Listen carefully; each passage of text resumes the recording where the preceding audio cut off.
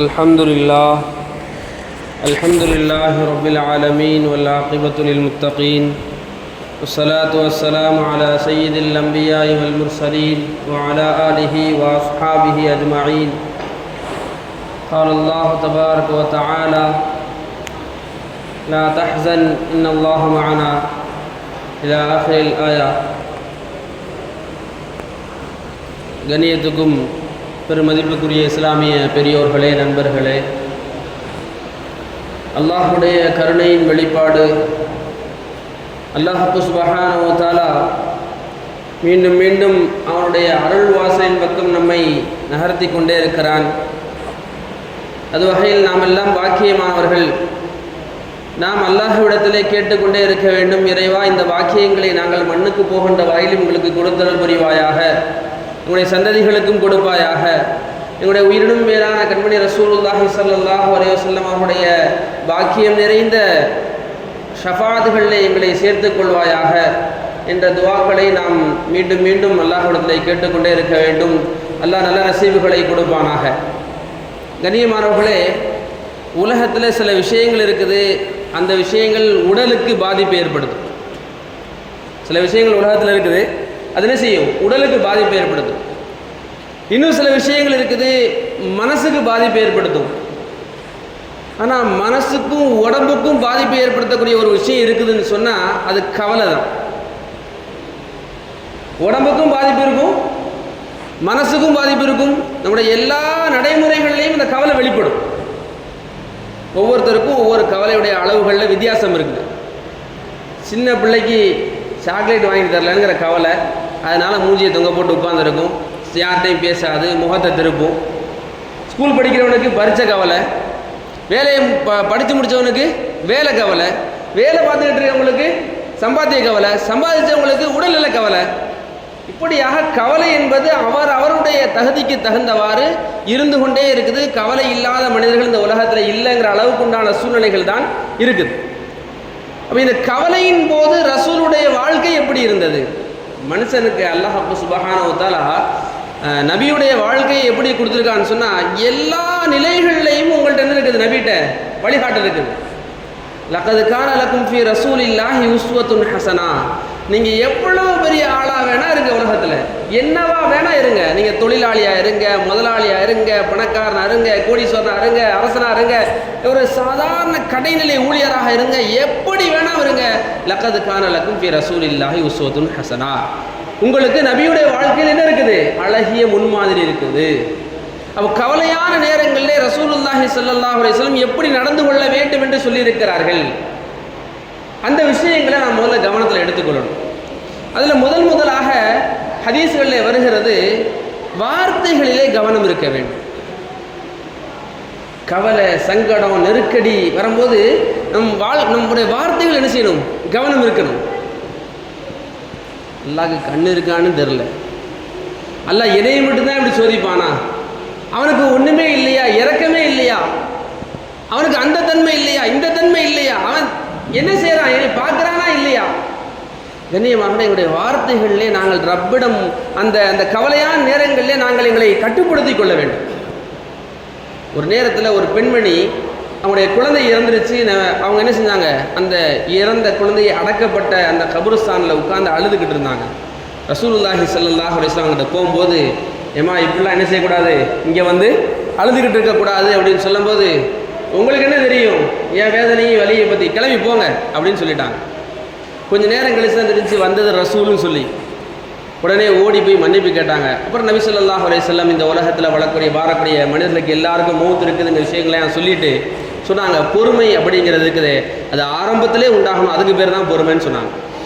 அப்போ நம்முடைய வார்த்தைகளில் ரொம்ப கவனமாக இருக்கணும். எவ்வளோ பெரிய நெருக்கடிகள், சோதனைகள், கவலைகள் என்ன வந்தாலும் சரி, ஒரு வார்த்தை சொல்ல வேண்டும், என் ரப்பு என்னை இப்படி கவலைப்படுத்தி பார்ப்பதில் ஆனந்தப்படுகிறார் என்றால் வாழ்நாள் முழுவதும் கவலைப்பட தயார்.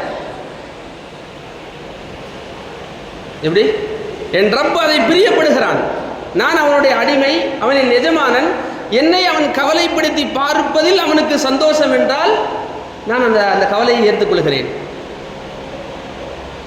என்னை விட்டு பிரிந்து செல்வதுதான் இவருக்கு சந்தோஷம் என்றால், என்னுடைய காதலனுக்கு அதுதான் பிரியம் என்றால் நான் பிரிந்து விடுகிறேன், நிறைய பேர் சொல்றாங்க இன்னைக்கு எல்லாம் ஒன்று சேர்ந்து வாழணுங்கிற அப்படி அவசியம் இல்லை. என்னுடைய காதலனுக்கு நான் பிரிந்து வாழ்வதுதான் சந்தோஷம் என்றால் நான் பிரிந்து விடுகிறேன்.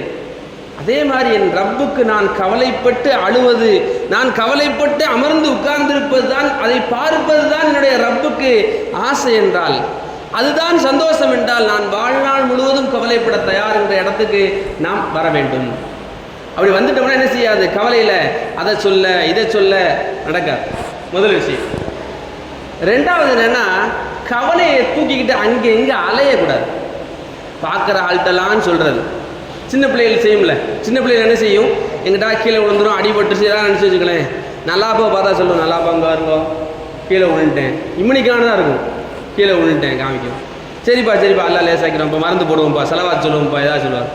அந்த அன்றைக்கி நிலமாட்ட போவோம், அங்கே போய் நிலமா கீழே விழுந்துட்டேன் அப்படிங்க. வீட்டில் யாராவது விருந்தாளி வருவாங்க, இங்கே வருங்க நான் கீழே விழுந்தேன், சம்மந்தம் இல்லாமல் சொல்லுவோம். காரணம் என்னன்னா, அதுக்கு என்ன செய்யணும்னு தெரியல, வலிக்குது. அதே மாதிரி நம்முடைய கவலைகளை தூக்கிட்டு போய் அவர்கிட்ட கொஞ்சம் நேரம் சொல்றது, எனக்கு என்ன இருக்குது தெரியுமா, எப்படிப்பா இருக்கேன்னு கேட்டால் நல்லா இருக்கேன்னா முடிஞ்சு போச்சு, என்னத்த சொல்ல. இவர்கிட்ட கொஞ்சம் நேரம், அவர்கிட்ட கொஞ்சம் நேரம், அவர்கிட்ட கொஞ்சம் நேரம், இப்படியா கவலைகளை தூக்கி போட்டுக்கிட்டே சொல்லிக்கிட்டே இருக்கக்கூடாது, பிரஸ்தாபிச்சுக்கிட்டே இருக்கக்கூடாது. ரெண்டு. மூணாவதாக ஒரு விஷயம் என்னன்னு சொன்னால், முக்கியமான விஷயம், ரசூலுல்லாஹி ஸல்லல்லாஹு அலைஹி வஸல்லம் அவர்கள் நமக்கு சொல்லி தந்திருக்கிறார்கள். நீங்கள் என்ன செய்யுங்க, உங்களுக்கு ஒரு கவலை ஏற்பட்டால், ஒரு துன்பம் ஏற்பட்டால், இன்னா லில்லாஹி வ இன்னா இலைஹி ராஜிஊன், அல்லாஹும்ம அஜிர்னி ஃபீ முஸீபதி வஹ்லுஃப் லீ கைரம் மின்ஹா. இறைவா, நீ எனக்கு இந்த சோதனையை கொடுத்திருக்கிற, இதை விட சிறந்த பகரத்தை எனக்கு தருவாயாக. எப்படி? இதை விட சிறந்த பகரத்தை எனக்கு தருவாயாக. உம்மு சலமா ரலியல்லாஹு என்று சொல்லப்படக்கூடிய ஒரு சஹாபி பெண்மணி, அவங்களுக்கு பேர் உம்மு சலமா கிடையாது, அவங்க பேர் ஹிந்து. அவங்களுக்கு சலமான்னு ஒரு பொண்ணு பிறந்துச்சு, ஒரு பிள்ளை பிறந்துச்சு, அதனால உம்மு சலமான்னு பேர். அவங்க ஆபாக்கு அபு சலமான்னு பேர். மிக சிறந்த ஒரு மனிதர்கள். உம்மு சலமாவுடைய குடும்பம் இருக்கிறதே அரபு நாடுகளில் மிக விமர்சையாக பேசப்பட்ட குடும்பம்.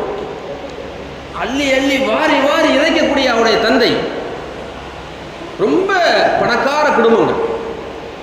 இஸ்லாத்தை ஏற்றுக்கொள்கிறார்கள், திருமணமாகிறது. கொஞ்ச காலங்களில் காலம் அப்படியே புரண்டு மாறுகிறது. எந்த பணமும் கிடையாது, எந்த காசும் கிடையாது. ஹபஷாவுக்கு ஹிஜ்ரத் செஞ்சாச்சு. இன்னும் அதுக்கு பிறகு மதீனாவுக்கும் ஹிஜ்ரத் செஞ்சாச்சு. ரொம்ப அன்பான கணவர்கள், அந்யோன்யமான கணவன் மனைவியுடைய உறவுகளை பார்க்க வேண்டால் அபு சலமாவையும் உம்மு சலமாவையும் பார்க்கலாம். உதாரணம் சொல்றா இருந்தா கணவனும் மனைவியும் நல்ல அந்யோன்யமாக இருக்கிறாங்க. யாரை உதாரணம் சொல்லலாம், அபு சலமாவையும் உம்மு சலமாவையும் சொல்ற அளவுக்குண்டான மதீனால நபிக்கு பிறகு. அப்படிப்பட்ட நேரத்தில் அபு சலமா ஒரு போரில் காயமிடுகிறார், இறந்து விடுகிறார். நபி ஸல்லல்லாஹு அலைஹி வஸல்லம் நபி ஸல்லல்லாஹு அவங்க போய் தான் அபு சலமாவுடைய கண்களையே மூடுகிறார்கள். முழு மதீனாவுமே கவலைப்படுது. என்ன காரணம்? இப்படி ஒரு அந்யோன்யமாக வாழ்ந்த மக்கள்ல இப்படி ஒரு கவலை ஏற்பட்டுருச்சு, கடினமான ஒரு சூழல் ஏற்பட்டுருச்சு. என்ன செய்யறது? நபி ஸல்லல்லாஹு அலைஹி வஸல்லம் சொல்லிக் கொடுத்தார்கள், அல்லாஹும்ம அஜிர்னி ஃபீ முஸீபதி. உம்மு சலமாவுக்கு சொல்லிக் கொடுக்குறாங்க, அல்லாஹும்ம அஜிர்னி ஃபீ முஸீபதி வஹ்லுஃப் லீ கைரம் மின்ஹா. நீங்கள் என்ன செய்யுங்க, அல்லாஹ்ட்ட இதை திரும்ப திரும்ப கேட்டுக்கிட்டே இருங்க. யா அல்லாஹ், இந்த முசீபத்தை எனக்கு நீ கொடுத்துருக்கிற, அல்லாஹும்ம அஜிர்னி ஃபீ முஸீபதி வஹ்லுஃப் லீ கைரம் மின்ஹா, அதை விட சிறந்ததை எனக்கு தருவாயாக. எந்த முசீபத்தை நீ எனக்கு கொடுத்துருக்கிறையோ அல்லது எந்த கஷ்டத்தை தந்திருக்கிறையோ அந்த கஷ்டத்தை நீக்கி அதுக்கு பகரமாக பிரதிபலனாக அதை விட சிறந்ததை தருவாயாக அப்படிங்கிற துவாவை சொல்லி கொடுத்தாங்க.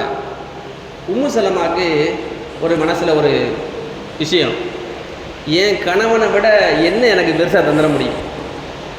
என் கணவனை விட வஹ்லுஃப் லீ கைரம் மின்ஹா அரபுல வருது, அதை விட சிறந்ததை எனக்கு கொடுப்பாயாக. என் கணவனை விட எனக்கு மேலே அன்பு செலுத்தக்கூடிய இவரை விட வேற யாரை எனக்கு தர முடியும் அல்லாஹ்வால? அல்லாஹு தஆலா ஒரு பெரும் பாக்கியத்தை கொடுத்தான் உம்மு சலமாக்கு. என்ன தெரியுமா?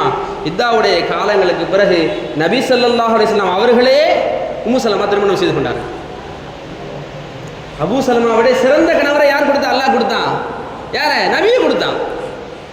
கண்ணியமானவர்களே, நம்முடைய அந்த சிரமங்களில், கஷ்டங்களில், கவலைகளில் என்ன செய்யணும்? இந்த துஆக்களை ஓதிக்கொள்ள வேண்டும். இன்னும் 4வது விஷயமாக நபி ஸல்லல்லாஹு அலைஹி வஸல்லம் சொன்னார்கள், நீங்கள் கவலையின் பொழுது முன்னோக்கக்கூடிய முதல் நபராக நீங்கள் அல்லாஹ்வை தேர்ந்தெடுத்துக் கொள்ள வேண்டும். கவலையின் போது நீங்கள் முதல் நபராக யாரை தேர்ந்தெடுத்துக் கொள்ள வேண்டும்? அல்லாஹ்வை தேர்ந்தெடுத்துக் கொள்ள வேண்டும். ஒரு சின்ன சம்பவத்தை சொல்லி முடிக்கிறேன் இன்ஷா அல்லாஹ். ஒரு மாட்டு வண்டிக்காரர்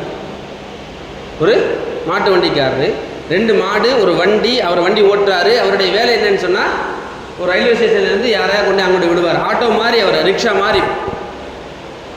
அப்போ அதில் ஒரு இறை ஞானி அந்த வண்டியில் ஏறுறாங்க, ஒரு சூஃபி அந்த வண்டியில் ஏறுறாங்க. போய்கிட்டே இருக்கும்போது கேட்குறாங்க, தம்பி உங்களுடைய வாழ்வாதாரம், ஜீவனாம்சம் எப்படிப்பா ஓடுது? அதெல்லாம் நல்லா இருக்கிறாங்க, பிள்ளை குட்டியோடு நல்லா சந்தோஷமாக இருக்கிறேன். உன் ஜீவனாம்சம் எப்படிப்பா அப்படின்னு. இந்த இடத்துல இந்த வண்டி இந்த 2 மாடு தான் எனக்கு, இதை வச்சு நல்ல சரி நான் ஜம்முன்னு வாழ்ந்துகிட்டு இருக்கிறேன் அப்படின்னு சொன்னார். அப்போ அவங்க கேட்டாங்களா, இதில் ஒரு மாடு இறந்து போச்சுன்னா என்ன செய்வேன்? ஒரு மாடு இறந்தா என்ன, ஒரு மாட்டை வச்சு என்ன செய்ய, வண்டியை ஓட்டுவேன். ஒரு மாட்டுக்கு தகுந்த மாதிரி என் வண்டியை செட் பண்ணிக்குவேன், ஒரு மாட்டை வச்சு வண்டி ஓட்டுவேன். சரி, அந்த ஒரு மாடு இறந்துருச்சுன்னா, அந்த ஒரு மாடு இறந்தா என்ன, நானே அதுக்குள்ளே போய் நின்று என்ன செய்வேன், வண்டி இழுத்து என் குடும்பத்தை ஓட்டுவேன் அப்படின்னா. சரி, நீனும் இறந்துட்டா உன் குடும்பத்தை யார் பாப்பா? நானும் இறந்துட்டா மரம் வச்சவன் அவனே தண்ணி ஊற்றிக்குவான் அப்படின்னா. எப்படி? மரம் வச்சவன் அவனே தண்ணி ஊற்றிக்கிடுவான் அப்படின்னா. அப்போ அந்த இறைஞானி சொன்னாங்களா, இந்த பதில் முதல்ல வரணும். 2 மாடு இருக்குது, வண்டி இருக்குது, உயிர் இருக்குது, நான் இருக்கிறேன், எல்லாம் இருக்கும்போது என்ன செய்யணும்? எப்படி போ ஜீவனாம்சம் ஓடுது? அல்லாஹ் தான் என்னை ஓட்டுறான். அதே மாதிரி நம்முடைய கவலைகளின் பொழுது முதலாக அல்லாஹ்ட்ட சொல்லி பழகுங்க. ஃபர்ஸ்ட் டைம் அல்லாஹ்ட்ட சொல்லுங்க, வேற யார்கிட்டையும் சொல்றதுக்கு முன்னால. நமக்கு கவலை ஏற்பட்ட அந்த நொடி இருக்குல்ல, யா அல்லாஹ் நீ தான் கவலையை கொடுத்துக்கிற, நான் என்ன செய்ய போறேன், உன்கிட்ட தான் முறையிடுவேங்கிற இந்த 4 பழக்கங்களையும் நாம் கவலைகளின் பொழுது கவனமாக கையாள வேண்டும் என ரசூலுல்லாஹி ஸல்லல்லாஹு அலைஹி வஸல்லம் சொல்லி காண்பிக்கிறார்கள். அல்லாஹ் சுப்ஹானஹு வ தஆலா நமக்கு ஏற்படக்கூடிய சிரமங்கள், கஷ்டங்கள் எல்லா நிலைகளிலும் அல்லாஹ்விடமே முறையிடக்கூடிய பாக்கியமற்ற ஜெயசீலர்களாக நம்மையும் நம்முடைய சந்ததிகளையும் நம்ம ஈண்டெடுத்த பெற்றோர்களையும் ரப்பு ஆக்கி தந்துருவானாக. வாஹிரு தஅவானா அல்ஹம்துலில்லாஹி ரப்பில் ஆலமீன். அஸ்ஸலாமு அலைக்கும் வரஹ்மத்துல்லாஹி வபரகாத்துஹு.